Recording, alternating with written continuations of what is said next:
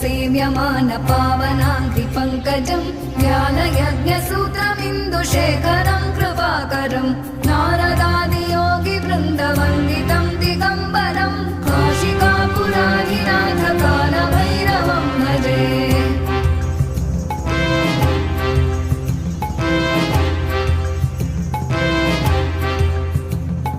भानुकोटिभास्वरं भवाब्धितारकं परं नीलकण्ठमीप्सितार्थदायकं त्रिलोचनं कालकालमम्बुजाक्षमक्षशूलमक्षरं काशिकापुराधिनाथ कालभैरवं भजे।